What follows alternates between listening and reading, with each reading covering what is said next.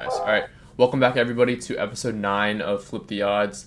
This week will be my attempt at my last Zoom podcast, and this week we have Matt Kim, a childhood friend of mine that we used to play basketball with together. Do you want to introduce yourself, Matt? Yeah, my name's Matt. Ethan and I, we were Steph and Clay before Steph and Clay back in our middle school days for the San Gabriel Valley Basketball Club. It's an honor to be on the show. I was recently featured on actually my favorite food channel, also known as Eating with 3J. So it's really an honor to be on Flip the Odds this week. Yeah, Matt's a little troll. Yes, we were Steph and Clay, and one day in the future when we have in-person podcasts, we'll bring in Jordan Poole. We both know who that Also is. known as Devin Perea. Exactly. The three of us, we're pretty big trolls. All we do is shoot. But No yeah, defense. no defense at all. Three of us. No, Um, just shooting. exactly. But yeah, we go back quite a bit, and yeah, Matt knows quite a bit about a ton of sports and sportsbooks. So with that being said, and he's a before I hop into my recap last week, I want to introduce that this guy is a fantasy football legend. I don't know how many time champion he is, but he's goated. So that's what we have him on for today. For every championship, I also have a last place. Uh, I just play in a ton of leagues. I'm in 6 leagues right now. it It's comes I'm really a volume player, it, co- not about efficiency. it comes with the experience. So you win some, you lose some. Yeah, no, most definitely. All right, but for week 12, very iffy week. Not one of my better weeks, but we did still break 500 on, the picks that we had. I was 9 wins, 7 losses. A lot of pretty embarrassing losses for some teams out there. Matt and I were just talking about, one of my locks. I will go into it after, but all time I'm now 79 wins and 53 losses on the season. I did start a little bit late, so that's why the number is so small. And my locks last week, two for one, all time 20 and 13 now. Baltimore losing to Jacksonville, we just talked about, not something any of us saw coming. Matt mentioned that there were a couple of drop passes prior to us starting the recording. Do you have anything else to add to that? To me, that was just could have been a fluke on Jacksonville, but I think Baltimore's still a better team. No, I mean, it seems like Baltimore may be on fraud watch. We had the Giants. They got exposed. They're starting to get exposed after starting like 7-1. They've lost their last few games. They're on fraud watch. But yeah, it's good to have these teams like Baltimore, Minnesota, New York who are going to make the playoffs, I think. But that you don't have any confidence in, so that you can bet against them. Exactly. So I'm just adding Baltimore to that list now Oh, uh, of frauds that I want to bet against in the playoffs. very, very fair, honestly. I think right now would just be a good time for us to hop into our locks and upsets for week 13. And then, we're going to hop into everything else. So for my locks this week, I have Buffalo at New England at minus 200 this Thursday. New England's a solid team. Just think Buffalo, things are starting to click. Josh Allen's probably a little bit more healthy as opposed to the past few weeks with that elbow injury. Should be fine. I think Cleveland beats Houston at minus 200. My reason being for this game is just Houston's Houston. Like, I don't think they're going to win anytime soon. They're having QB issues. And then my last one is Minnesota against the Jets at minus 155. I think the Vikings are coming off a pretty solid win against New England. And their offense is too good for Mike White to keep going at the pace he threw for last week, sorry. And then you have some, right? Yeah. Before I go into mine, yeah, I like your picks. I totally see why. You put Cleveland up there against Houston. I would ask, do you think that, obviously this week is when he who shall not be named Yeah, yeah, is coming back. exactly. Let's just call him Voldemort.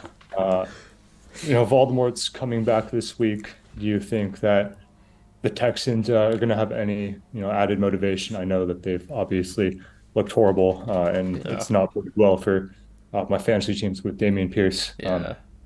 But you know, especially being at home, do you think there's going to be, some extra motivation, especially with the home crowd cheering against he who shall not be named. Yeah, I mean, I think they have that motivation as well, and the crowd will be against them.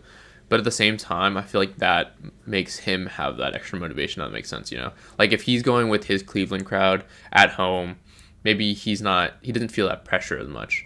I don't know how he plays under pressure. I didn't really look too much into him, uh, but you know, for some people, that really drives them, and I think Cleveland, even if he has a mediocre game, I think the Browns are just overall a better team when it comes to the run game, defense. Houston really only has Damian Pierce to rely on. So, how about you? What do you think? Yeah, yeah, no, I think I'd agree. Yeah, definitely think that Cleveland is a lock this week, even with Houston maybe having some extra motivation. Um, yeah, I think there's just a huge talent disparity between the two teams. 100%. And even though Deshaun hasn't played, or he who shall not be named hasn't played in what is like 700 days now, Yeah, Houston like really, I don't think they can beat anybody right yeah, now. that's fair. But yeah, going into my locks this week. First one, I have Seattle on the road against the Rams. Hmm. I think right now they're favored by 7.5, if I'm not That's a mistaken, lot. which is a pretty big number. And Seattle has come back down to earth a little bit in the past few weeks, but the Rams, they were terrible even with Cup. Now Cup is gone. Allen Robinson got injured last week. Stafford's You know, out. yeah, Stafford's out. They're starting like Bryce Perkins or something Yeah, at yeah, quarterback. They recently waived Darrell Henderson. So who really knows what's going on there? I think it's pretty hard to have confidence in that team, no matter what angle you take, even if they're at home. So I think Seattle is a pretty sure win against the Rams. Next up, I got Dallas at home against Indianapolis. okay, We saw last night Indianapolis's offense is not very good. Dallas has a very good pass rush also, and Matt Ryan cannot escape from any pressure at all. Dallas is also, they're getting pretty healthy, especially on offense. Gallup looked pretty good on Thanksgiving Day. Um, and so I think this should be a pretty easy one for Dallas. Third, the more that I think about it, I feel a little less confident about it, but I got Chargers at Las Vegas. They are on the road, but the you saw Keenan Allen came back last week, and Justin Herbert looked a lot better with him. He had something like 28, 29 fantasy points. very nice Um, and so, Herbert is in that upper echelon of quarterbacks, I think, for sure. with Keenan Allen back again, and potentially Mike Williams back, and also guys like DeAndre Carter gaining more confidence. Offense should look good. Josh The Palmer as Raiders well. defense, yeah, Josh Palmer as well. Raiders defense is pretty terrible. I know Josh Jacobs is running circles around dudes, Yeah. but I yeah, think I think I see where you're coming from. Where especially after this Raiders game this past week, you think about it more. You don't want to take it, but I personally think the Chargers are the better team. And if it comes down to it, yeah, if healthy, I think they win. Um, they had quite a game this week, especially without Eckler like too big in the mix. Um, yeah, but you know, once that happens, obviously we see Herbert coming out and becoming more like the Herbert we all know.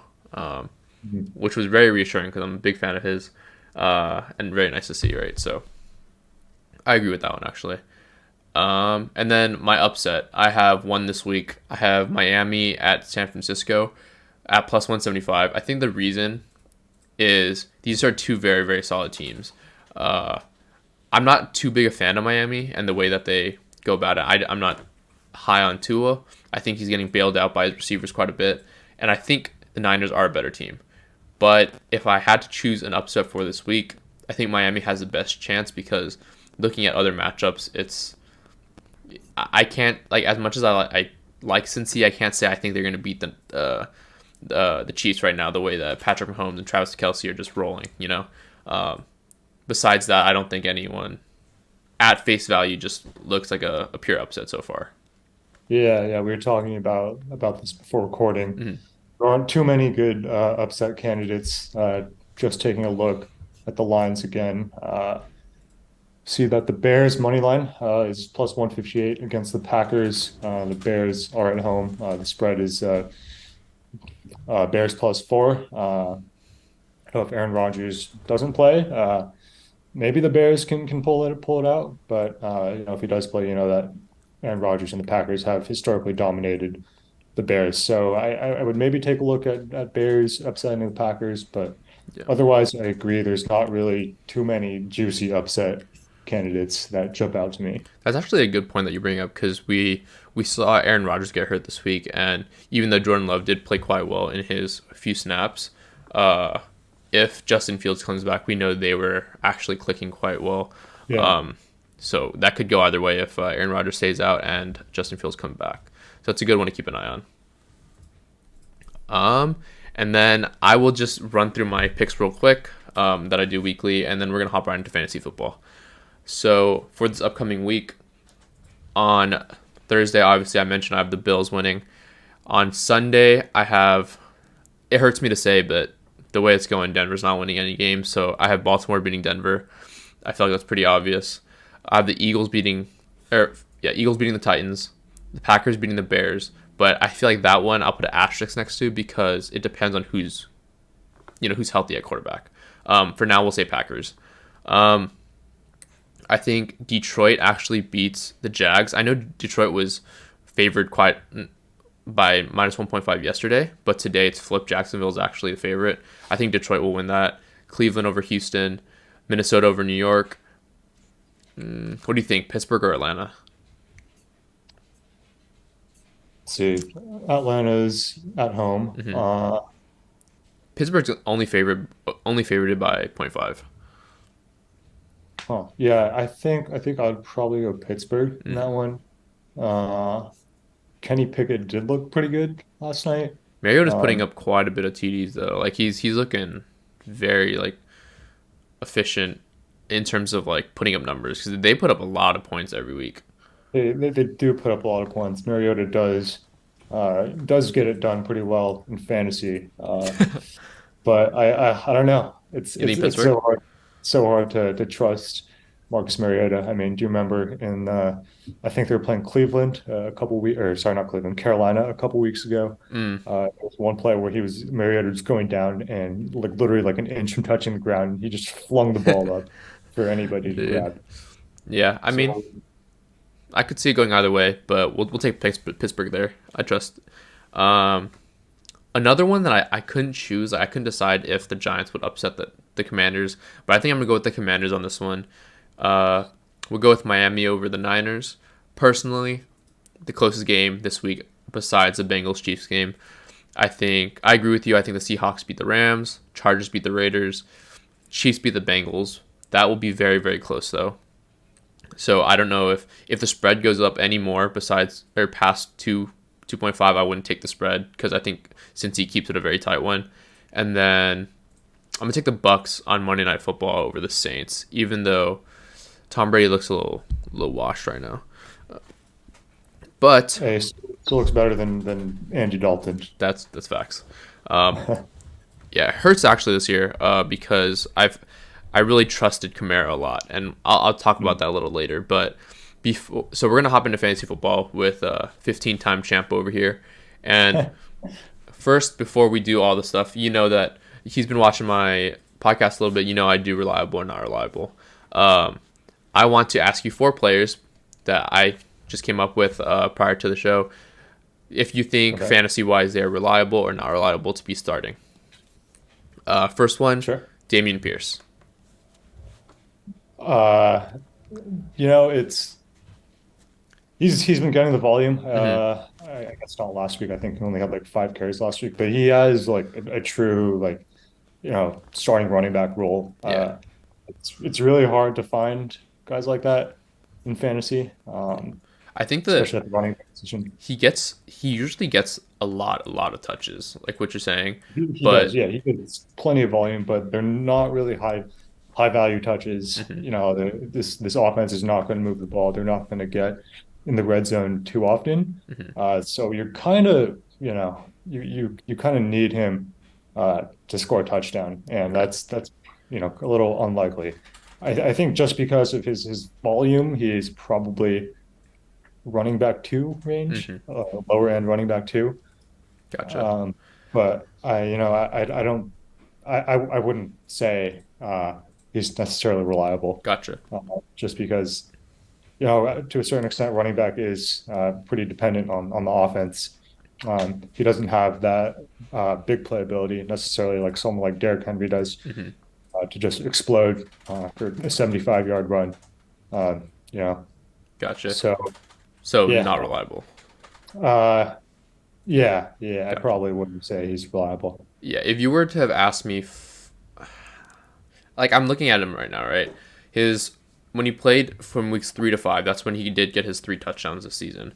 Mhm. On most of his games, he's getting over 15 to 17 carries, and he's putting up solid yards. The last 2 games, he's only put up 8 rush yards in both games. And the thing is, he's not very apparent, or he's not there in the receiving game at any point. He makes Yeah, 3 touches a game, but I'm gonna say right now I don't think he's reliable because the past 2 weeks he hasn't been getting the yardage that he usually does. That makes him somewhat a good like flex or RB2 option, and he doesn't get those touchdowns. The Texans never really get in the red zone too often. When they do, it's trash time, and they're just trying to put up something. Uh, so until they prove they can help him get first downs, get in the red zone, I don't think you want to start him at RB1 or RB2 option at least because he's not going to get those touchdown opportunities. yeah. They also just like get in such, bad game script situations. Hmm. You saw they went down 30-0 against Miami Yeah. last week in the first half. And, obviously that does not benefit Pierce. That's why he only had 5 rushing attempts last week, so he had to throw all game. Yep. Um, so yeah, largely agree with you there. All right. Next is Hunter Henry. Oh man, Hunter Henry. Uh, to be honest, I don't have him in any leagues. Hmm. I don't I think need my he's too like. I know. I think maybe about a year or two ago, like people were pretty high on him. Like, oh, like you pick this guy up, he's a pretty solid tight end. This yeah. week was his second best week at 15.3 points in half PPR game leagues. And then obviously his best week was week 6 against the Browns. But Yeah, I mean, just looking at his game log, he doesn't really get consistent volume. mhm, I mean, he had 5 targets last week, but the week before he had one. Week before he had four, and then one, two, yep, 7, which is good. Um, but he's averaging, it looks like, around 3 targets per game. Uh, and I think at that point, you're kind of just hoping for him to get a touchdown, which is the case for tight end for the most right, right, part. Um, so he's really, no better than any of these other tight ends that are just dart throws, hoping that they get a touchdown. gotcha. So I'm going unreliable. I What do agree. you? Unreliable. Usually with obviously in tight ends you're not going to get a Kelsey and everyone, who is low key plays a role like a wide receiver one, um, Yeah, but you know there are options that get more touches and more looks than he does, um, and in being in New England, their pass game is a little iffy every week, so you don't really know what you're going to get from them. And yeah. then I guess two more. Juju, what do you think? Juju, he's coming back from injury, Yeah, right? yeah. Yeah. I guess before then he was uh, as the season progressed, he started playing a little better. Hmm. Had a couple of big games in the middle of the season. Uh, but Mahomes likes to spread it around. Um, Kelsey basically is his wide receiver one. Uh, I think it's kind of similar to a tight end. You're just hoping that he's part of the game plan, and you can't really expect that on a consistent basis. Uh, you know, Especially since he hasn't really proven himself to be the alpha on the Chiefs. That they can design a game plan for Sky Moore or Juju or Kelsey, Yeah. or a number of guys, MVS. So, I mean, I guess it depends what kind of volume you're expecting. Yeah, Uh, I think for him at least, and this next player that I was gonna ask, I think he's reliable depending on the league that you're in. If you're in a full PPR league where every touch he gets really matters, like, and maybe you're 12, 10, 12 team league, like maybe he's worth throwing it at the flex if you have a buy. Um, but yeah, I'm gonna say unreliable at least for the 8, 10 man leagues that we're in. Oh yeah, yeah, 8 or 10 man, definitely not. I can see him being flexed in Mhm. a 12 man league or bigger, but 8 and 10 man leagues, maybe flex. I would definitely not start him as a wide receiver two or better. Gotcha. And then I saw you have him a little bit later, but Zay Jones. Yeah, I think Zay Jones is pretty reliable as a flex. He's had pretty consistent production throughout the season. He's not, last week was a little bit of an outlier. He had 14 targets, 145 yards. Imagine Ended up he, not getting a touchdown. imagine he put up a TD or two that game. Yeah, yeah, no, that would have been a huge game for him. Yeah. Um, but yeah, he's seeing pretty steady production. I think you can rely on him to get 7 or 8 points from the flex position, which is just about what you'd want if you're in a pinch. Yeah. So I think he is a pretty reliable um, flex option. Mhm. I would say looking at his numbers compared to Juju, the reason I would say he's reliable is because we know Mahomes spreads the ball a lot more. When it comes to Christian, Kirk, and Zay Jones, like they're pretty much the main targets on their team. Yeah, So if Trevor Lawrence is able to get a grasp of that pass game that day, I think Zay Jones is a solid option for sure, even in leagues as small as 10 mans. So I would say he's reliable. And then you said reliable, right? yeah, Perfect. And waiver wire pickups to aim for. Um, Mine here, I'll start it with Jordan Love at QB this week. That is assuming Aaron Rodgers is out. If he is not out, then don't pick him up. But he looked solid. I know his first 5 throws, he was 4 for 5 for 90 yards and a touchdown. A lot of that thanks to Christian Watson for that insane run. Um, but he looks comfortable out there. If he does get his number called, I think when he does get his opportunity, I would pick him up. Try to give you a chance for that. Do you have one? yeah. My first waiver pickup. This is not a great week Mm-hmm. for waiver wire pickups, I'd say. Mm-hmm. But my first one is Zonovan Knight. He's the Jets running back. Mm-hmm. Michael Carter went out with I think it was a low ankle sprain last week. Currently, his timetable is unknown. So if he's back, this pickup is not as valuable. But you saw last week he had over 100 yards from scrimmage. Even with Michael Carter in, I think he was seeing some work. Um, so, you saw that last week. James Robinson for the Jets was a healthy scratch. I think that, especially if Michael Carter's out, Zonovan Knight is going to play a pretty Yeah. big role in the offense. Mm-hmm.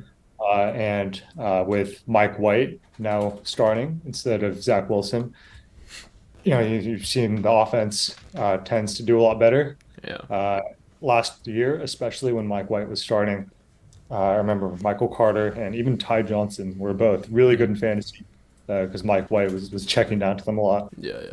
Um, so it's on he looks like a pretty good runner. And if he sees that usage in the passing game that Mike White tends to do with his running backs, then he could be a pretty strong option.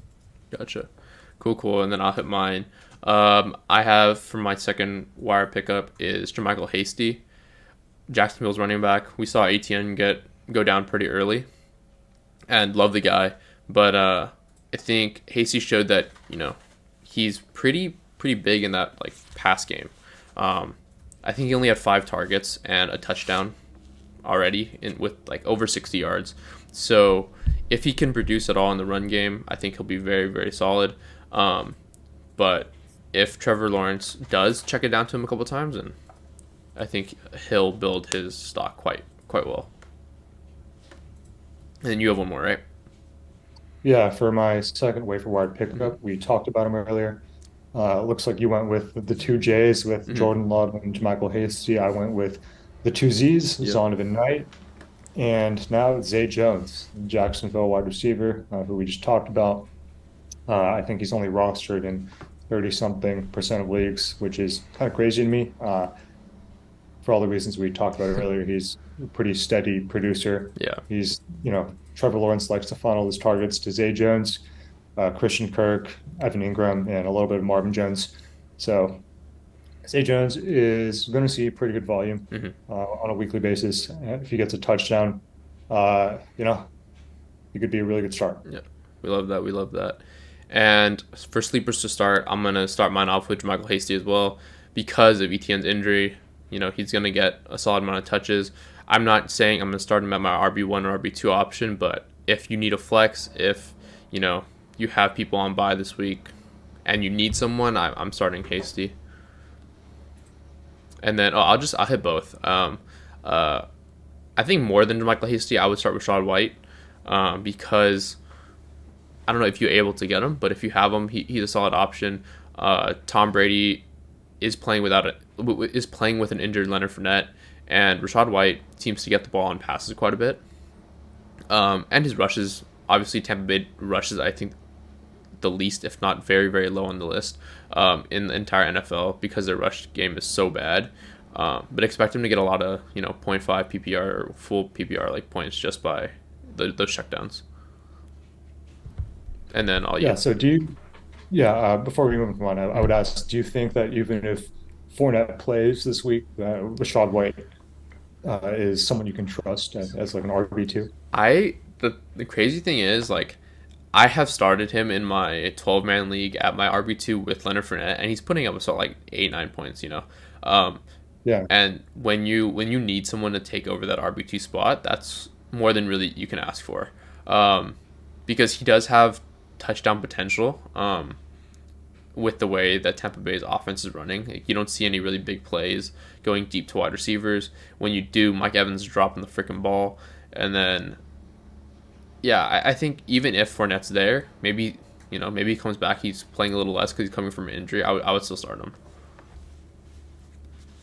I like that. I like that. Yeah, he clearly has more juice than Yeah. Fournette. And so if they decide, I have extra reports saying that it's likely that he'll be kind of the lead guy by the Mm, time the season ends. If that starts this week, then he could really be a league winner. I really like Just that. given how Brady likes to use his running backs and how explosive he is. Yep. But yeah, going into my sleepers this week, my first one, it's not a sexy name, though actually a pretty cool name.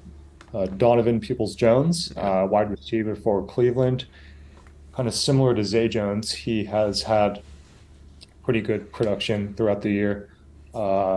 Hasn't had too many spiked weeks, but I mean he's been getting let's see, starting yeah, he's had one, two, three, four, five, six. He had 7 straight weeks of getting at least 50 yards. Last week, he busted a little bit, only had 2 catches for 16 yards. Yeah. But that's it's pretty hard to get a guy who's putting up numbers like that on the waiver wire. He's still available in a lot of leagues.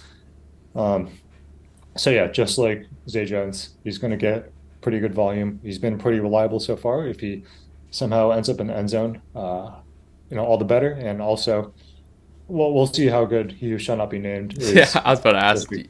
You think But you think you start him this week knowing there's a quarterback change still? I think so. Okay. Yeah, Okay. it's pretty hard Hmm. for he might not be the same guy he was 2 years ago, but it's pretty hard to see uh, he who shall not be named being any worse than Jacoby Brissett has been. Yeah. I think Jacoby Brissett has like I want to say he's put up a very solid year though. Like, um, Yeah, you don't not that you don't see Cleveland being this good because they have weapons. They have Nick Chubb, Kareem Hunt, the big duo that everybody thought was one of the best in the league, right? If not the best. Um, but I think Jacoby Brissett like very very or not played the biggest role, but he did his part. Coming in as like just literally holding the spot. Like as a Broncos fan, I'm not opposed to the idea of trading for him. Or obviously you can't trade for him, but just acquiring him next year because I'm at the point where Russell Wilson's kind of giving me like it, I mention it every week. It's hard to watch. But this past week, it's really like we don't have the opportunity to win games anymore. I don't know if you saw the video on like TikTok, Instagram, but like the O line's yelling at him, the lineman's yelling at him. Like, see, the funniest thing is when I see like people saying like, "What if he just responds with 'Let's ride'?" Oh my god, I genuinely don't know what I would do if I was them. But My. yeah, yeah, I think Jacoby Brissett's like a solid player. So if Yeah. Donovan Peoples-Jones gets the same targets, he should. I think that's a good one. Yeah, I have to agree with you there. Jacoby Brissett has definitely been better than Russell Wilson this year. But going into my second one, this is really, if you were to do this, you'd have to be pretty bold. And I put down desperate. Tyrion Davis-Price slash Jordan Mason. That's how uncertain I am about this one. I guess that's why these guys are sleepers. But these two are both running backs for San Francisco. Elijah Mitchell recently got hurt. We saw that CMC. There's a report that CMC was banged up in their last game. Ooh, not Um, good for me. Al Shanahan loves to take these running backs who no one knows about and turn them into stars. You saw that with Jeff Wilson, with Eli Mitchell And last they're getting year. paid now too. Yeah, yeah. So Ty Davis Price or Jordan Mason, it's definitely a dart throw.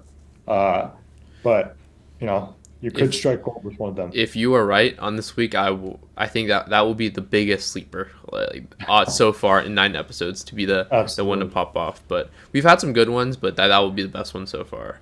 Um, and Yeah, I then dug deep with that one. yeah, that was good. I don't even know who they are. Um, Next is just how our teams are doing across all of our leagues. So I'm personally in 4. I think you're in 6 leagues. You said Yep, 6 leagues. great. Uh, my record is not too hot this year, and I'm gonna take a little dive into it later when we talk about our mistakes. But I'm 22 and 26 across 4 leagues this year. I have a 4-8. I'm 4-8 in a league I care quite a lot about. 5-7 in the one also care quite a bit about, and then I'm 7-5 and 6-6. So very very tough season. But we'll touch on it in a bit. Yeah, as for me, as Ethan mentioned, I'm in 6 leagues. My records in them are 9-3, 8-4, 8-4, 6-6, 6-6, and 5-7. Normally, by this point of the year, I have one or two teams that are like 2-8, just doing terribly, and I don't really check them. But this year, all of my teams are competing. All of them are potentially going to make the playoffs, actually. Overall, I'm 42 and 30, which I'm pretty happy with. So yeah, generally, I think I've done pretty well this season. Very very solid. We'll take those. Any win we can get. Um, but yeah, I think a lot of it has to do with a lot of surprises this year, which obviously every fantasy year comes with surprises. But a big one I think was people. Actually, I'm just gonna let this start off the biggest fantasy mistakes this season that we wanted to talk about. For myself, my biggest issue was not going the wide receiver first route. I think for the people who I noticed in my leagues who are doing very very well, they drafted wide receivers first as opposed to running backs. And I know that a lot of people on social media were stressing how people should do this. I was a little skeptical only because I didn't do it in any of my leagues due to my draft placement. So in most of my Mhm. leagues, I was top 4 in draft order, and I was a little, I don't want to say scared, but I, I was scared of taking Jay Jettas at number 3, or because that's prime like CMC, Austin Eckler, Derrick Henry. Like you can't Right. really pass up on those. But looking back, like with Nick Chubb popping off, with Jamal Williams playing the way he is, those people are really taking really like a lot of advantage of taking the wide receivers first. So, Mhm. um, and then I'll say one more, and then you can go on to one of your mistakes. A mistake I made this year that I actually didn't make in prior years is that I drafted the same people in multiple leagues, and I noticed that because when I win in one league, I win in other leagues because they're playing really well. But I had a couple weeks this year where I lost 3 out of my 4 leagues, and a lot of it happened this week. I have Mike Evans, and I was high on the guy. Couple different players that I had so much faith in, and I drafted, and they ended up being doozies this year. So that kind of ruined the entire league for me, or entire like fantasy experience this year for me. But how about you? What are some mistakes you feel you've made? Yeah, going back to what you were saying about drafting wide receivers early, Hmm. I guess I was on the other side of the coin. I think the earliest draft pick I had was actually like number six Oh wow. in all my six leagues. Hmm. And I was lucky enough to have Cup follow me. Obviously, he got hurt Right. before that. He was a great pick. Jefferson Chase in a couple of my other leagues. So I almost feel lucky that I didn't get stuck with like a top three pick, because I think if I had, I definitely would have felt the pressure to take, you know, JT or CMC, Dalvin Cook, Henry, Eckler, all those running backs were going toward the top. Um, so yeah, I was someone who went wide receiver heavy, and that Love takes me that. into my first fantasy mistake this season, which was trading Amon-Ra for Javonte 2 weeks before Javonte got hurt. You had a great This week was, last week. yeah, yeah, huge regret. Obviously, it's hard to be too hard on myself because Javonte got hurt. Hmm. But looking at this Broncos offense, maybe he wouldn't have been good anyways. True. True. But yeah, in this league, I had Cup with my first pick, Hmm. and he went down. My second pick was actually Diggs. Okay. This league, it was a 10-man league. People were taking running backs early, so I got Cup, Diggs, and then Amon Ra in, I don't remember, maybe the fifth or sixth round. All right. Um, and yeah, this league, I basically went zero RB. I was hammering wide receivers. I took Lockett, Mike Williams, Amon Ra, Elijah Mitchell, or Elijah Moore, all in the middle rounds. Obviously, Moore didn't pan out, but all the others had when they were healthy. Um, and then ended up taking some uh, later round running backs. But yeah, I traded Amon Ra for Javonte because I was so weak at running back. Hmm. And I thought I was selling high on Amon Ra. This was after week two, I think, when he had like 35 points Hmm. uh, in his big blow up game. But yeah, I definitely really regret trading, doing that trade now. Gotcha. Yeah, I Um, could see that. yeah. And then, In the same league, I actually took CEH as my for the first RB I drafted. mhm. I wasn't seeing any value in fifth, sixth, seventh rounds, which is why I went so wide receiver heavy. I think I got CH in the eighth, and if you remember, the first 4 weeks he had at least one touchdown in each of those Yeah, games, I I think. remember he started really well, and I was like, I could not expected like that's this type of production from a running back with Patrick Mahomes. Mhm. It was really unsustainable. He wasn't seeing enough underlying usage for it to be, to continue.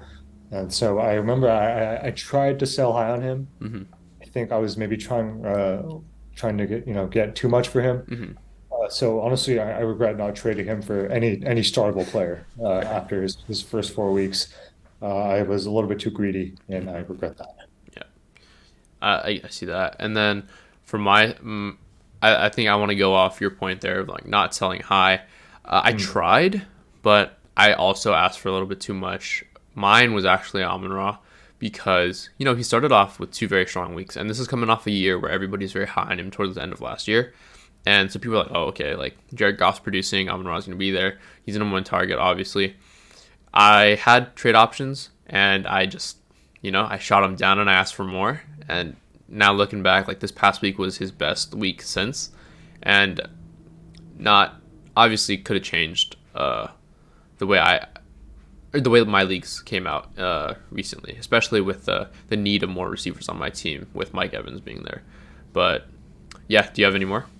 Yeah, quick question. Do you Yeah. remember what any of those offers were that you Um, could? yeah, let me see. So I actually had an offer where one of them. So I was asking someone how much they wanted for Cup, and he said I'm gonna need Amon Ra and one more. I was like, if I'm gonna give you one more, I was like, I'll give you another one, but I'm gonna need someone in return. And that extra player in return was the reason that those trade talks fell through. And obviously, Cup got hurt, right? Um, but maybe that changes a lot for me in the weeks that Yeah. we're tight because I have a couple games this past this fantasy year where I've lost by 3. I've lost by zero point 0.7 because of Mike Williams and things like that. So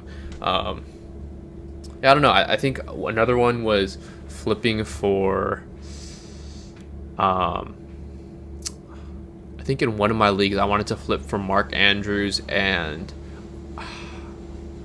uh, let Mark me take Andrews and yeah, Mark Andrews and one more for my tight end. Let me pull up the league. So I had okay, I had uh Dulcich, mm, and I wanted to flip Amon-Ra Dulcich for. This is right when Dulcich started playing well, right? For Mark Andrews, and I think it uh, was it Keenan? But I think it was right before Keenan got hurt. So I oh, was like, oh, Keenan was the one I wanted. I forgot who wow. the other person was, but I was like, if I can get Keenan from this, I will flop it. I'll flip it right now, My right? gosh. Like I was like that. This trade makes no And sense then for a you. robbery. I was like, no way you're gonna take Amon-Ra. But I think the player was a Detroit fan, so I was like, you really Mm, want him? I'll give him to you. Just give I was really trying to I got overly okay. too greedy, and I really wanted Yeah. Keenan, which obviously makes no sense to get. Um, Yeah. but I felt like I was getting robbed the other way around. Um, and I feel like that's what happens, in fantasy. Like someone has to win, someone has to lose, and I didn't feel like taking a risk on losing that one. But Mm, in the long run, obviously, I think I somewhat took a dub because Mark Andrews isn't playing his best. Um, he's having a rough year, especially with Lamar Jackson and his questionable playmaking, and then Keenan getting hurt. So I don't know. This is a good thing that I can do for next year. Where I keep track of the trade offers at the start of my league, ever since the start, and then I look back at what I could have done better, and document those. Because obviously now I'm playing it off memory. I could be wrong, uh, but yeah, I like this that you're bringing up. So you have one more mistake, right? I do. Mm-hmm. Yeah.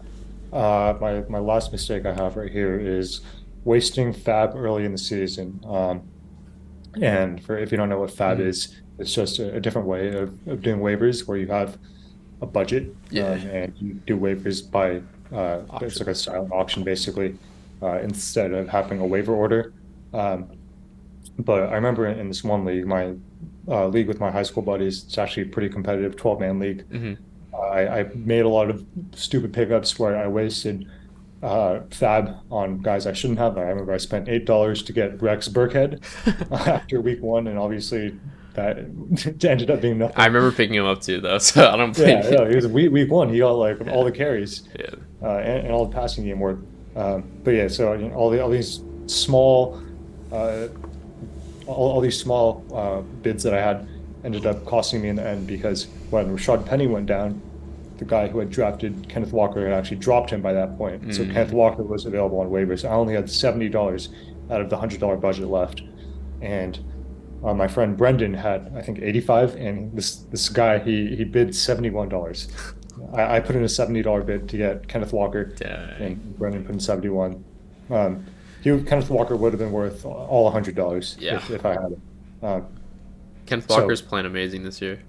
yeah, yeah, Gotcha. definitely wish that I didn't waste all that money on these small pickups and that I had saved up for one big one. I think that's probably a better way to use Gotcha. um, your fab. All right. That's good. That's you live and you learn type thing. And then real quick before we actually hop into the sportsbook side of our segment, I wanted to take a look at players that we wish we drafted more than who we have now. Right. I'll start it off. I think pretty obvious. Travis Kelsey. He's playing like a true wide receiver one, and you know I think we all knew that, but I think we thought the disparity between Kelsey, Dalton Schultz, Mark Andrews, and George Kittle would be a little bit closer. But knowing that in most leagues of mine that I got Mark Andrews, I think 3 of my leagues I got Mark Andrews. Um, it's not really like looking the way I expected it to. Mhm. Hmm. Yeah, obviously tight end is kind of a wasteland in general. But even guys like Waller, Kittle, Andrews, haven't really been panning out to their ADP. Kyle Pitts, Yeah, yeah, obviously, was a third true, round pick. So having Travis Kelce not having to worry about the tight end position like ever is such a luxury, and you're literally getting wide receiver one production out true, of him. true, Um, true. so he was actually one of mine as well. Yeah, Yeah, going it's like, into another one of another player that I wish I had drafted more.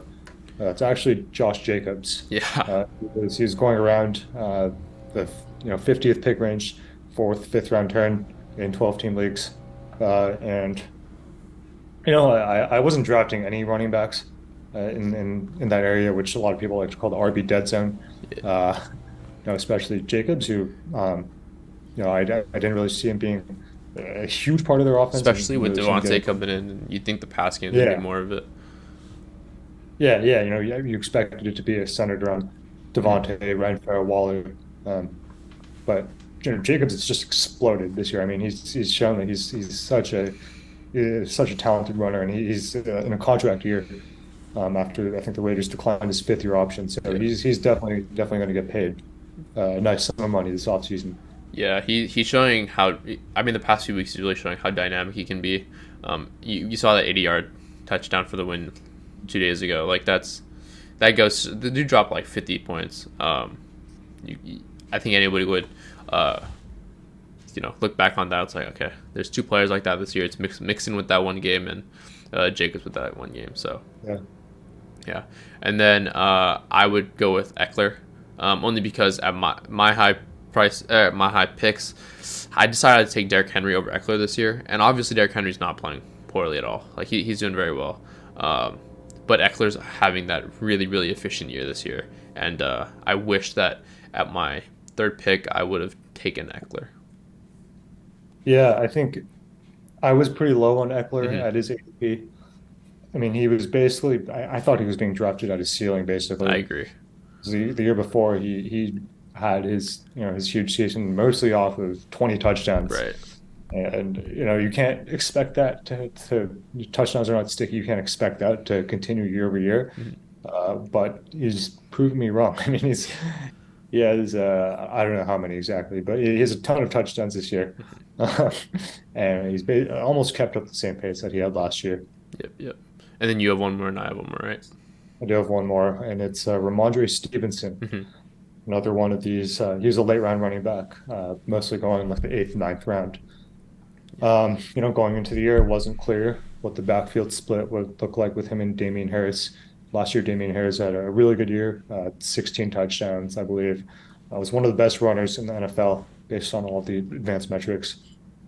Um, Ramondre and Damian Harris were actually going around the same range in drafts. And obviously, Ramondre has taken over the job for the most part. Yeah. And he's been a really, really reliable, you know, back end RB1, high end RB2 option Gotcha. ever since then. Very nice. I agree with that. Very, very like low pick you could have got away with to be a starting running back for yourself. And then obviously my last one, not too much explanation, but Chris Godwin. I think Tom Brady's production has to come from somewhere, and this year it's not really coming from Mike Evans. He had I think one good 26-point game, but besides that, we are not seeing much production from him. A lot of drop catches from him, and I think Chris Godwin's that go-to third down guy. So we see him get a lot of quick 10-yard plays that Mike Evans isn't getting anymore.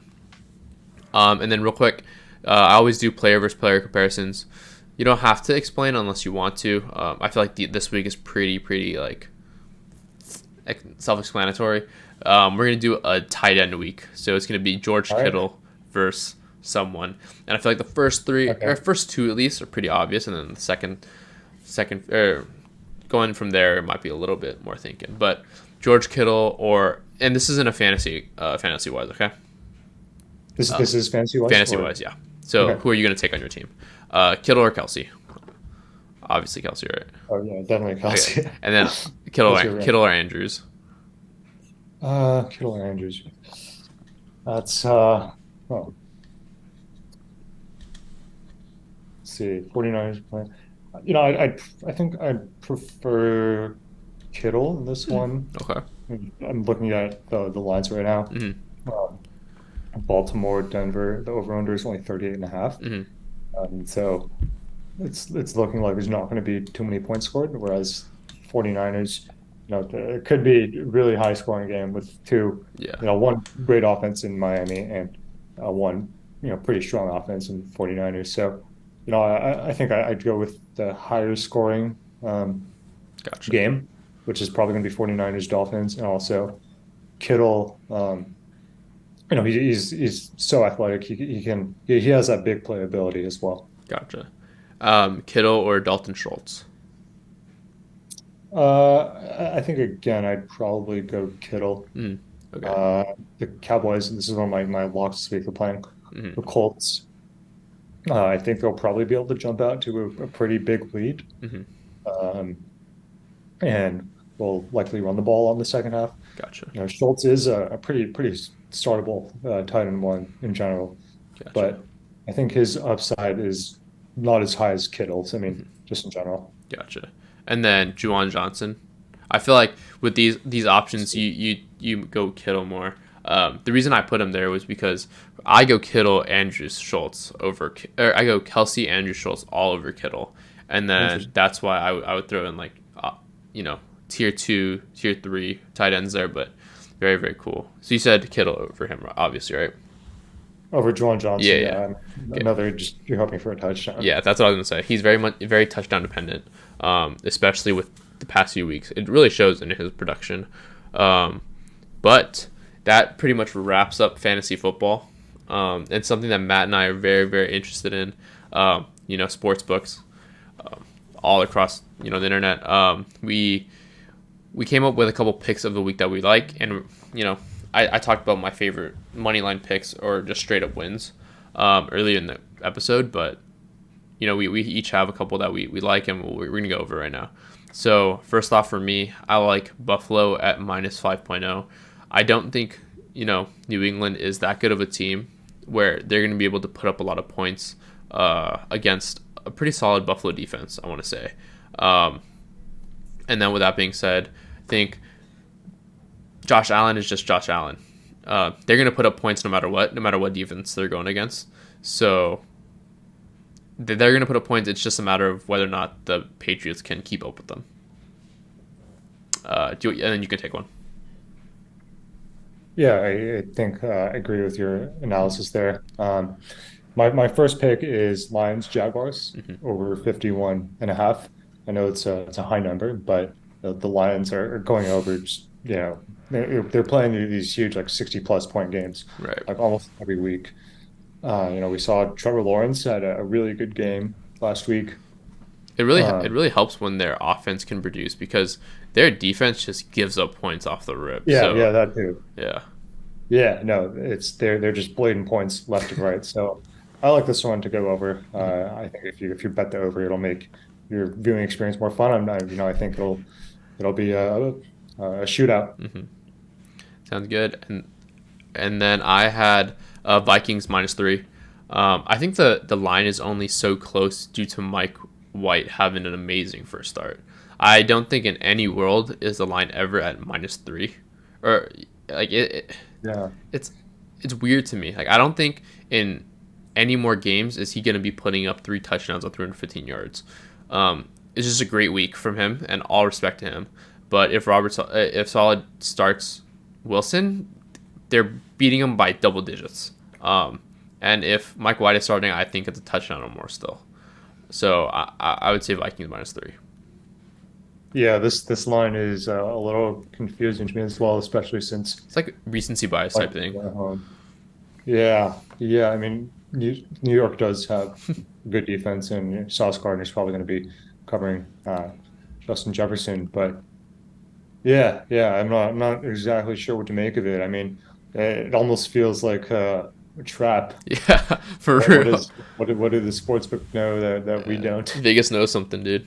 They always do. They always Facts, do. facts. So, but yeah, no, just at face value, I would definitely agree. I think this is pretty good value.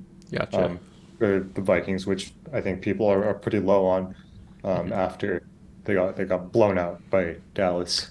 Um, And I know that they're frauds, but yeah, Yeah. -3 is a little disrespectful, it Yeah. seems. If that goes to -2.5, you gotta slam that, dude. Like Yeah, if that. you get under a field Yeah. goal, I think that's a pretty good For play. real. My second pick this week, you touched on it a little earlier, is Browns -7. Uh, you know, pretty simple, just no confidence at all in the Houston Texans.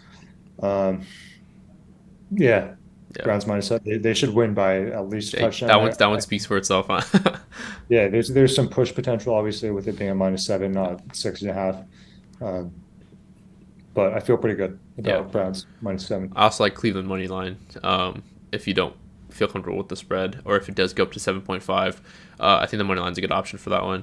And then my last one, I couldn't decide. I'll just say both, and I don't want to say that these are locks or in any way, but I like the Titans Eagles over 44.5, and then uh, after that, I like the Commanders Giants over 40.5. We know the Eagles put up numbers. They're straight menaces, dude. And the Titans look better offensively with Ryan Tannehill. So if they can keep it close, the same way that the freaking I don't know how the Packers did, but if they can keep that close, the game's going way past 44. Um, we saw the Eagles put a 40 on their own, and then the Commanders Giants. I feel like it's I don't want to say disrespectful, but it's a very, very low number for how Saquon is playing this year. I think he'll have one or two on his own because neither defense is really spectacular in the pass game or the rush game. And then on top of that, we don't have Carson Wentz playing. We have Taylor Heineke playing very, very well. So if the offense produces for them, I don't want to say it's a lock, but what I will say is a lock is if you take a 6 point teaser on that and I would absolutely hammer 34.5. So I all like you, both all of you. them. I like both of those. Yeah. My last pick, Ethan, this is one of Ethan's locks. Dolphins Yeah. plus 3.5 against the 49ers. Ethan talked a lot about this earlier, so I'm not going to touch too much on it, but I especially like that you're getting it Mhm. outside the field goal. Yeah. I think that's pretty good value. For real. And then yeah, so we are gonna I'm just gonna do one thing real quick, and then we're gonna hop into the last segment that Matt actually came up with, and we're gonna test it and see how it runs out. But I wanted to put an anytime TD score parlay just to see it, how this goes into this is a majority fantasy and sportsbook type episode. I think this week I have a couple players that you know normally get touchdowns that should, and then some that you don't always see. Um, First off, we have Travis Kelce. The dude is there's no way he doesn't get one, right? Since his defense is not amazing, and he's been eating. So Kelsey's one. I like Derrick Henry. He has 10 touchdowns on the season so far, and only 4 scoreless games. And with that being said, the Eagles' defense isn't that good, which is why I touched on it a little bit earlier. They're not bad, but they're not good. So considering the dude's the king, he's coming off a no touchdown game. I would say he would get one. Nick Chubb, he's going against a bottom 5 Texans defense in terms of touchdowns allowed. In their 11 games so far, they've allowed 15. So, and on top of that, he's found the end zone in all of 3 games this year. So he has 12 on the year. The dude's crazy. I think Chubb's a very good option. Jamar Chase is coming back as well this week, and the Chiefs D has allowed 22 pass touchdowns. They've played 11 games, dude. That's 2 a game, right? So you're going against.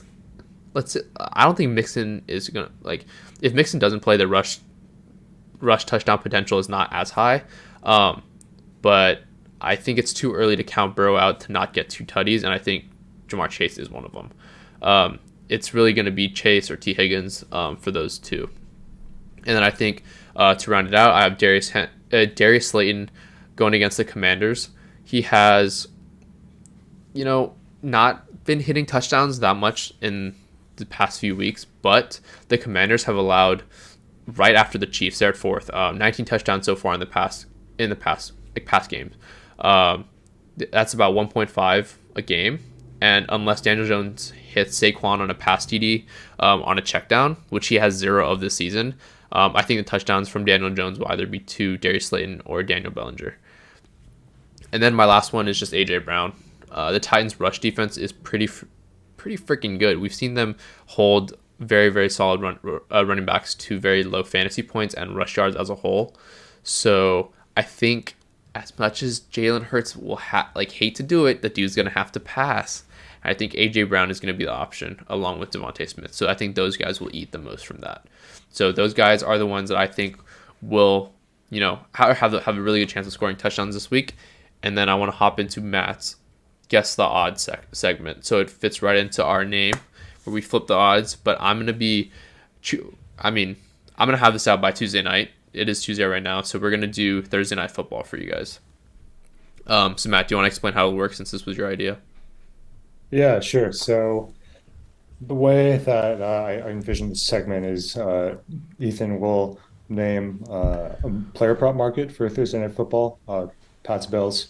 For example, if he says like Josh Allen over under passing yards, then I will guess what the line is. Or if he says Stephon Diggs anytime touchdown score, I'll guess what the odds are. And then, if people like it, then maybe it can become a recurring thing and something you can, keep score with. But yeah, it's basically I'm trying to either guess the line or the odds depending on what the market is. Gotcha. And so to start it off, I mentioned earlier. So do you want to do this purely? We're doing it off FanDuel Sportsbook. Do you want to do it based off exactly what they have at this moment? Yeah, let's do that. All right. So we're gonna start off easy. We're doing Thursday Night Football. The Bills money line. What do you think it's at? Oh, I mean they're what, favored by 4.5, 5. I think I might have seen this. Probably like mine is like 350 ish. Actually, it's only 198, which is surprising to me. Okay. Oh, looks like it's gone down. Yeah. Yeah, which is very, very surprising. Yeah, I thought it's at -4 now. if Yeah. anything, it would go up. So there's one. And then let's I guess I see. was off on that one. Just a little. I mean, the thing is with those, it changes all the time. Oh Um, yeah. Something I like, we'll do first TD score. Oh Um, man. this one, I mean, I would have kind of a range in my head, but Stephon Diggs. He's probably, I don't know, plus 750. Oh, dude, you're so close. It's just plus 700. All right. Dude, Take this. that's the dub right there. That's close. Sure. Um, let's see. What's another good one? Um, so for player pass yards, we're gonna do Mac Jones, right? What do you think the line's at? Yeah, this has got to be pretty low. I mean, Uh, Bills defense, dude. it's gonna be under 200. I'm gonna say like 205 and a half. Uh, for some reason, it's at 225. Point 225. five. So All right. I mean So it's a little. if you guys want to see, I mean, Matt thinks it's gonna be an under that, so uh, that's a big one right there. We're gonna do Stephon Diggs. No wait, we'll just do. Oh, okay. To score 2 or more touchdowns. You talked about this guy earlier, Ramondre Stevenson. Uh, that's got to be like 1100. Really? You think it's that high? Okay, I thought it would be around 900 or like 1,000 as well.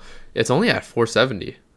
Um, so the sports Okay. books must think that they're going to be running the ball a lot in How the many red how zone. many times has he done that this season? Like, can't be more than like twice. Yeah, it's crazy.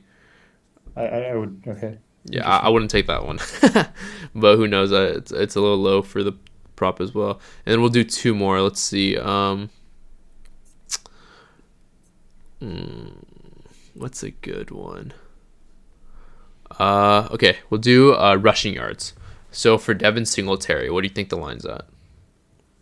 Uh, I think it's probably in the 50s, maybe like I don't know, 54 and a half. Ooh, I'd say that's a dub, dude. That's 52 and a half. Sure. That's pretty good. That's pretty good. Um, that was good. I would think like at least 60s, but that's a dub. And then we'll do one receiving one since they haven't done it yet. Who haven't we talked about?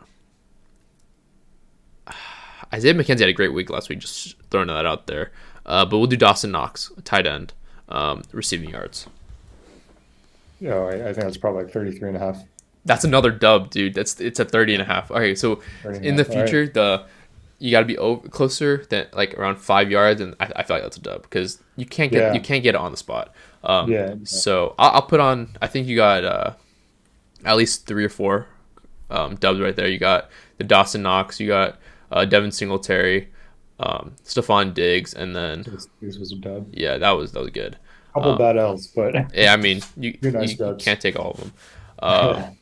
But yeah, so do you want to show off your jersey real quick? I know we're not gonna really touch on the NBA this Sure. year, but um, Yeah, look at I the got boy. my Oh, you put LiAngelo LiAngelo? ball. Yeah, I got ripping LiAngelo. Yeah. Vitalis, free Jello, Yeah, signed for to a real. team. Um, and then I guess I have one question for you. I know that this was mainly focused on fantasy football and sportsbook today, but Nothing else. yep, it's going to be about the Nets. Matt's a big Nets fan, has been for a while. What do you think about the Nets? How far can they go?